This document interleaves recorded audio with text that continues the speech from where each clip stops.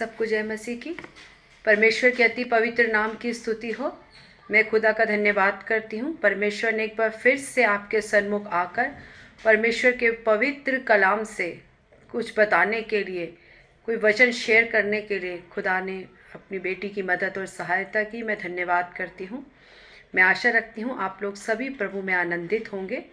और मैं आप लोगों से अनुरोध करती हूँ कि आपका यदि कोई भी प्रार्थना विषय है तो प्लीज़ आप कमेंट बॉक्स में अपना प्रार्थना विषय को डालिए, ताकि हम मिलकर परमेश्वर की जो भी आपका प्रार्थना विषय है उस हर एक प्रार्थना विषय पर प्रार्थना करें। और मैं विश्वास करती हूँ परमेश्वर अद्भुत काम करेगा, क्योंकि वचन उसका जीवित वचन है।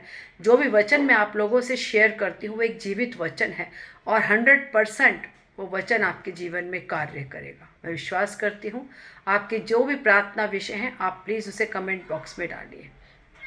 आइए हम सरों को झुकाएं और उस सर्वशक्तिमान परमेश्वर के आगे हम अपने प्रार्थना विषय को रखें। सर्वशक्तिमान खुदा, हम आपका धन्यवाद करते हैं। धन्यवाद करते हैं परमेश्वर, तेरे किए गए एक भलाइयों के लिए, उपकारों के लिए, तेरी दया, तेरी करुणा के लिए धन्यवाद करते हैं। आपने सुबह से लेकर अब तक संभाला खुदा, हम आपका धन्यवाद करते हैं। अपने पंखों के तले आपने हमें सुरक्षित किया खुदा, हम आपका धन्यवाद करते हैं। कोई भी विपत्ति, दुख, तकलीफ, कष्ट हमें होने ना दिए खुदा, हम आपका धन्यवाद करते हैं। धन्यवाद करते हैं परमेश्वर, सचमुच तेरे भवन में आनंद की भरपूरी है। जितने लोग तुझ पर आशा लगाते हैं खुदा, उनकी आशाओं को तू पूरा करने वाला खुदा है। जितने लोग तेरी ओर देखते हैं खुदा, वो कभी लज्जित नहीं होते परमेश्वर, ना उनका मुंह कभी काला होता है। मैं धन्यवाद करती हूँ परमेश्वर, हम धन्य लोग हैं खुदा जो तेरे कहलाते हैं। धन्यवाद करती हूँ, आगे के वचन को तेरे हाथों में सौंपती हूँ। जो भी वचन बोया जाए खुदा, मुख तेरी बेटी का हो परमेश्वर, परंतु शब्द तेरे हो खुदा। तेरी आत्मा हर एक के जीवन में कार्य करने के लिए खुदा मैं प्रार्थना करती हूँ। जो लोग तेरे वचन को सुनते हैं उनका हृदय परिवर्तन होने के लिए खुदा, और पिता परमेश्वर उनका पिता आत्मा नए सिरे से फिर से नया होने के लिए खुदा हम आपका धन्यवाद करते हैं। जो भी पिता परमेश्वर में यीशु मसीह में है वो एक नई सृष्टि है खुदा। पिछली बातें सब बीत गई, तुझ में नया बनने के लिए खुदा हम प्रार्थना करते हैं। सारी आदर महिमा जलाल आपको देते हैं। यीशु नासरी के मीठे सामर्थ्य और जीवित नाम से मांगती हूँ, आमेन आमेन आमेन। सबको जय मसीह की। परमेश्वर के अति पवित्र नाम की स्तुति हो। आइए हम रोमियो निकालें। रोमियो अध्याय 12 उसका 2 आयत। इस संसार के सदृश ना बनो, परंतु तुम्हारे मन के नए हो जाने से तुम्हारा चाल चलन भी बदलता जाए, जिससे तुम परमेश्वर की भली और भावती और सिद्ध इच्छा अनुभव से मालूम करते रहो। इस सुंदर वचन के लिए परमेश्वर का धन्यवाद करती हूँ। संत पौलुस जी विश्वासी लोगों से ये बात को बोल रहे हैं, इस संसार के सदृश ना बनो। क्योंकि हम देखते हैं कितने लोगों को मैंने देखा है कि परमेश्वर को जानते हुए, बपतिस्मा लेते हुए, तब भी वो परमेश्वर और संसार दोनों के बीच में चलते हैं। वो संसार को भी खुश रखना चाहते हैं और सोचते हैं कि परमेश्वर भी खुश हो जाए। लेकिन आज परमेश्वर का वचन आपसे क्या कहता है? संसार के सदृश्य ना बनो। क्योंकि हम संसार और परमेश्वर दोनों को एक साथ खुश नहीं रख सकते। या तो हम संसार के हैं या हम परमेश्वर के हैं।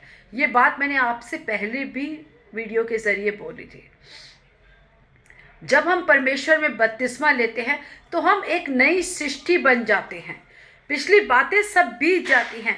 जो हमारी बातों, जो हमारे जीवन में जो भी गलत चीज़ें थी, जो हम गलत करते थे, जो हमारे में कमियां थी, किसी की चुगली करना, किसी की निंदा करना, हमारा गलत चाल चलन, क्या पता हम क्या क्या चीज़ें करते थे, वो केवल आप और मैं जानते हैं।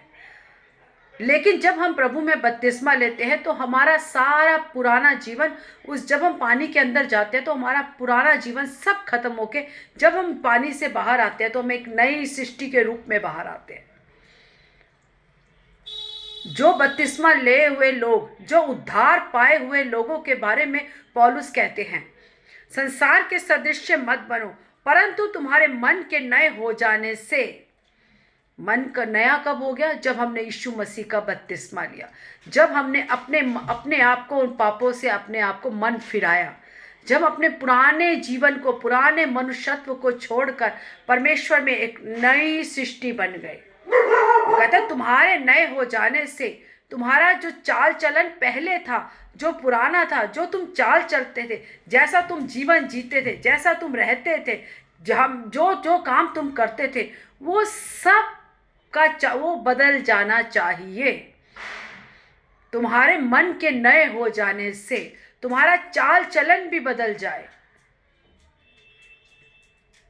क्योंकि बहुत से ऐसे लोग हैं, मुझे रास्ते में भी बहुत से ऐसे लोग मिलते हैं, जब मैं उनको मसीह के बारे में बताती हूँ तो वो कहते हैं कि मसीह लोग तो ऐसे करते हैं। क्योंकि कई लोगों ने परमेश्वर के नाम को नीचा किया, उनका चाल चलन नहीं बदला। उन्होंने परमेश्वर के नाम को तो ग्रहण कर लिया, कलीसिया में तो आ गए, बपतिस्मा तो लिया, लेकिन अपने मन के नए हो जाने से उनका चाल चलन नहीं बदला। वो अभी तक पुराने अपने चाल चलन और अपने जीवन में ही जी रहे हैं।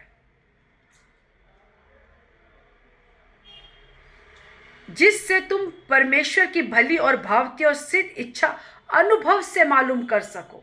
जब तक हम अपना चाल चलन नहीं बदलेंगे, जब तक हम परमेश्वर में नहीं बढ़ेंगे, जब तक हम अपने जीवन को परमेश्वर के आगे समर्पण नहीं करेंगे, तब तक उसकी हम भली भावती सिद्ध इच्छा को अनुभव नहीं कर सकते।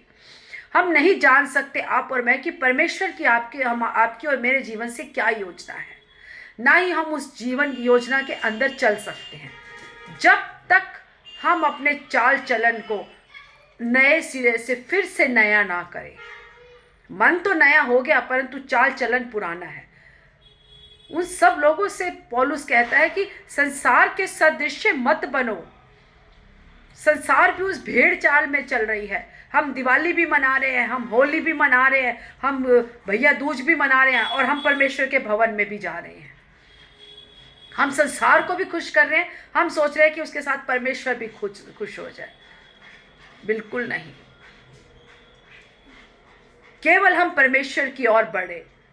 यदि हम परमेश्वर के हैं तो लोगों को भी दिखना चाहिए। हमारे मन के नए हो जाने से हमारा चाल चलन भी बदल जाना चाहिए।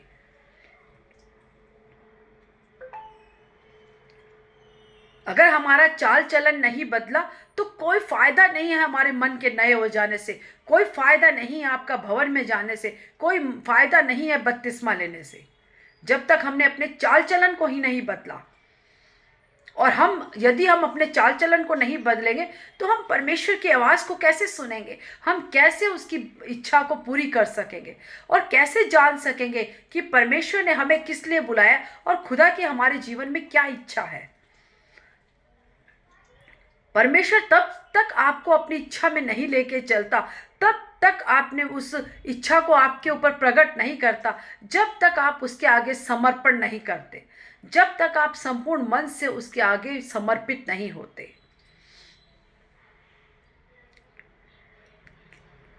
क्योंकि सोचा बपतिस्मा ले लिया, हो गया काम। अपने परिवार को भी खुश करेंगे, कहीं हमारा परिवार हमसे नाराज होकर हमसे अलग ना हो जाए, और हम परमेश्वर को भी खुश करते हैं कि हम भवन में जा रहे हैं। लोगों को दिखाएंगे, आराधक बनेंगे, बहुत अच्छी प्रार्थनाएं करेंगे, लेकिन चाल चलन नहीं बदला। और आज भी हम उन लोगों को देखते हैं इतने सालों से प्रभु में, लेकिन उनके जीवन में कोई भी सुधार नहीं, उनके जीवन में परमेश्वर की कोई भी आशीष नहीं, उनके जीवन में परमेश्वर की कोई भी आशा नहीं। उनकी शक्ल से आप उनको निराश देखोगे, क्योंकि उनका चाल चलन नहीं बदला। परमेश्वर का काम तब तक आपके जीवन में नहीं होता जब तक आप परमेश्वर के आगे समर्पण नहीं करते। जब हम लोग सरेंडर कर देते हैं कि खुदा अब तू ही मेरे जीवन में काम करेगा, मैं केवल एक मिट्टी हूं। जब तक मिट्टी अपने आप को कुम्हार के हाथों में नहीं देती, तब तक कुम्हार उसको कुछ नहीं, बर्तन नहीं बना सकता।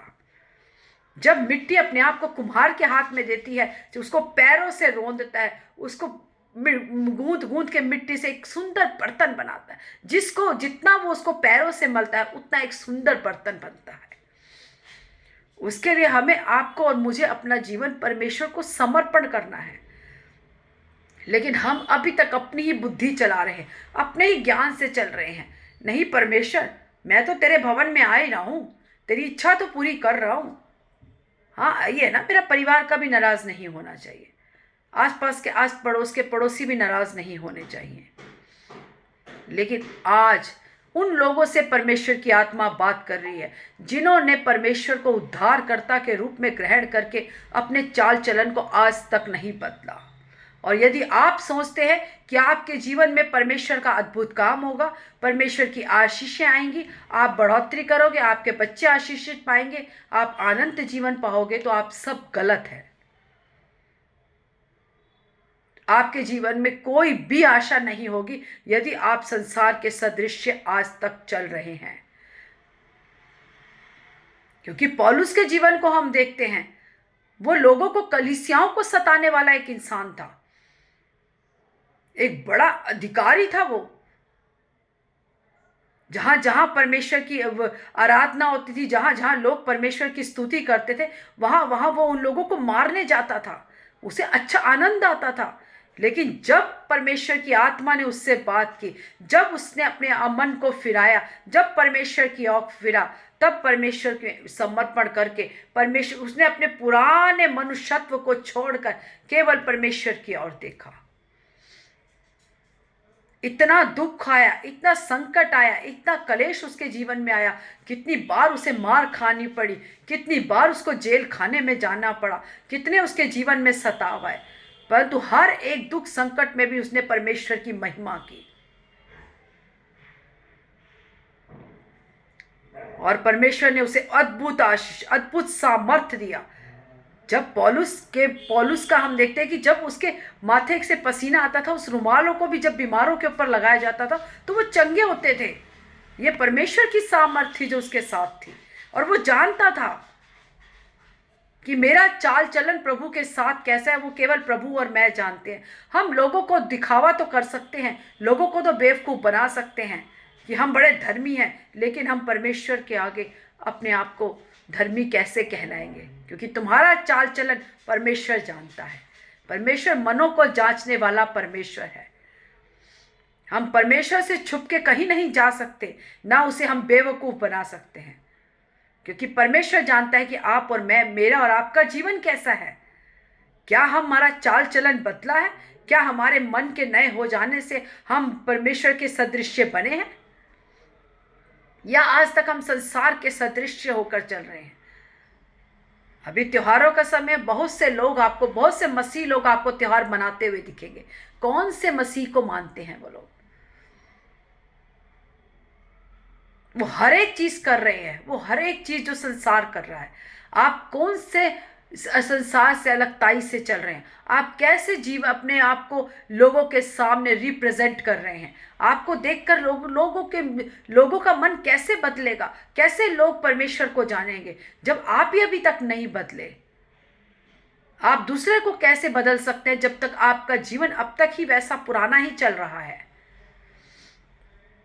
आप उन्हीं पुरानी गूदड़ों को लेके बैठे हो, पुराने विचारों को, पुरानी प्रथाओं को, पुराने जीवन को लेके जब तक आप बैठे हो, तब तक परमेश्वर का काम आपके जीवन में कैसे होगा?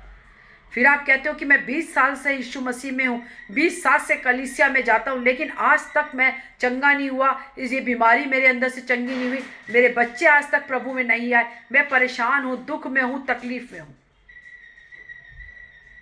जब तक आप समर्पण नहीं करेंगे तब तक आपके जीवन में कोई काम नहीं आएगा होगा। परमेश्वर भी आपके जीवन में कोई काम नहीं कर पाएगा जब तक आप नहीं चाहेंगे, क्योंकि यह अधिकार परमेश्वर ने मनुष्य के हाथों में दिया है। यदि तू चाहे तो तू चंगा हो सकता है। क्या तू चाहती है तू चंगी होगी? क्योंकि परमेश्वर ने बार बार वचन से बात की। 12 साल लहू बहाने वाली स्त्री, जब उसको विश्वास था, उसने भीड़ भाड़ को नहीं देखा। उसने नहीं देखा कि मैं 12 साल से जो मेरे को बीमारी है, उस बीमारी में मैं लोगों के सामने नहीं आ सकती। 12 साल लहू बहता था, निर्बल होगी, दुर्बल होगी, उसके अंदर कोई भी शक्ति नहीं होगी, लेकिन उसका विश्वास कि यदि मैं यीशु मसीह के कपड़ों को ही छू लूंगी तो मैं चंगी हो जाऊंगी। विश्वास के द्वारा हम चंगे होते हैं। और जब हमारे अंदर ही विश्वास नहीं है, क्योंकि अभी तक तो हम संसार के सदृश्य बन के चल रहे हैं। हमने अपने मन के नए हो जाने से अपने चाल चलन को नहीं बदला। लोगों को दिखाने के लिए कि हम यीशु मसीह के बपतिस्मा लेके बाहर तो आ गए, लेकिन वही पुराने मनुष्यत्व में अभी तक है। ना अपने आप को गाड़ा, ना अपने आप को मारा, ना अपने नई जन्म लिया। हम पुराने जीवन में हैं। जब तक हम पुराने जीवन में, तब तक आप चाहे सारी उम्र मसीह में हो जाओ, तब तक भी आपके जीवन में कोई काम नहीं होगा। और उसके जीवन को देखते हैं, इतनी दुख संकट कलेश रहने पर भी, जेल खाने में रहने पर भी उसने परमेश्वर के वचन को लिखा। मैं विश्वास करती हूँ कि जिस जेल खाने में होगा, वहां के लोगों का उसने हृदय परिवर्तन कर दिया होगा। वहां के लोग परमेश्वर का भय मानने लग गए होंगे, आराधना करने लग गए होंगे। क्योंकि जब एक सच्चा और धर्मी मनुष्य जहां बैठता है, जिस जगह पे रहता है, वहां के लोगों का जीवन भी बदल जाता है। इसीलिए अब परमेश्वर का वचन कहते हैं, संसार के सदृश मत बनो, परंतु तुम्हारे मन के नए हो जाने से तुम्हारा चाल चलन भी बदल जाए, ताकि तुम परमेश्वर की सिद्ध भावती और इच्छा को, मन भावती इच्छा को अनुभव से प्राप्त कर सको। अपने अनुभव से परमेश्वर आपसे वचन के द्वारा बात करे, आपका मार्गदर्शन करे, आपको बताए आपने किस रास्ते पर चलना है और कैसे चलना है, आपके कामों में आशीष दे। जब हम परमेश्वर के रास्तों पर चलाते हैं तो हमारा अनंत जीवन इस धरती से ही शुरू हो जाता है। आज मैं आशा करती हूँ ये वचन आपके जीवन में फिर से एक ज्योति की ओर आने का एक कारण होगा। आज परमेश्वर की आत्मा उन सभी लोगों से बात कर रही है जिन्होंने परमेश्वर का बपतिस्मा लिया, लेकिन हम पुराने मनुष्यत्व में आज तक बैठे हैं। परमेश्वर इन वचनों से आपको आशीष दे और दोबारा फिर से प्रेम, उस परमेश्वर के प्रेम में लौट आने के लिए परमेश्वर आपकी मदद करे। उसने अपने आप को उस क्रूस पर बलिदान कर दिया, अपने लहू की एक एक बूंद आपके और मुझ जैसे पापियों के लिए बहा दी, ताकि हम लोग उद्धार पा सके, हम लोग पापों की क्षमा पा सकें। उसने कोड़े खाए ताकि आप और मैं चंगे हो जाएं। उसने कांटों का ताज पहना ताकि आप और मैं डिप्रेशन से बाहर आ जाए। लेकिन हम अब भी तक हमारा चाल चलन अगर नहीं बदला, तो आज परमेश्वर की आत्मा आपसे कहती है अपने चाल चलन को बदलना है, ताकि हम परमेश्वर की इच्छा जो आपके और मेरे जीवन से है, वो हम अनुभव से, अपने परमेश्वर के साथ, अपने प्रेम से, अपने मिलाप से परमेश्वर से वो ग्रहण कर सके कि परमेश्वर आपसे और मुझसे क्या चाहता है। आइए हम सरों को झुकाएं और परमेश्वर से आज अपने आप को समर्पण करें कि खुदा, यदि मैं तुझसे दूर हूं तो आज मैं क्षमा मांगता हूं। अपने आप को परमेश्वर से क्षमा मांगे।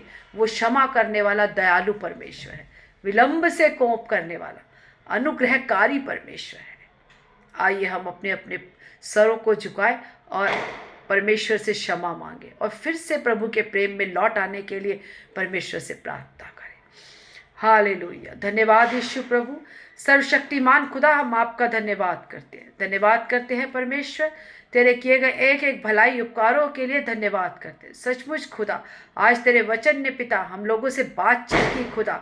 जो लोग परमेश्वर तेरे नाम को जानकर पीछे हटे हैं खुदा, उन सब लोगों के लिए प्रार्थना करती हूँ। जिस प्रकार पौलुस ने कहा, संसार के सदृश ना बनो, परंतु तुम्हारे मन के नए हो जाने से तुम्हारा चाल चलन भी बदलता जाए, ताकि हम परमेश्वर की उस इच्छा को अपने जीवन में अनुभव से प्राप्त कर सके। हे पिता परमेश्वर, सचमुच खुदा, आज जो संसार में और परमेश्वर आपके नाम में दोनों में चल रहे हैं खुदा, आज पिता तेरी पवित्र आत्मा उनके जीवन में कार्य करे। पिता परमेश्वर, तेरे प्रेम में फिर से लौट के आने के लिए खुदा हम प्रार्थना करते हैं। उनके जीवन में तेरा अद्भुत काम होने के लिए खुदा हम प्रार्थना करते हैं परमेश्वर। धन्यवाद करते हैं पिता परमेश्वर, ये वचन बतेरे लोगों के लिए एक आशीष का कारण हो, एक आत्मिक उन्नति का कारण हो। पिता परमेश्वर, धन्यवाद करती हूँ खुदा, आपने अपनी बेटी को इस्तेमाल किया। धन्यवाद, धन्यवाद करती हूँ परमेश्वर। जितने लोग खुदा इन वचनों को सुनते हैं परमेश्वर, उनके जीवन में तेरा अद्भुत काम होने के लिए खुदा हम प्रार्थना करते हैं। सारी आदर महिमा जलाल आपको देती हूँ, यीशु मसीह के मीठे सामर्थ्य और जीवित नाम से मांगती हूँ। Amen, amen, amen. God bless you all. प्रभु आप सबको आशीष करें। Thank you, God bless.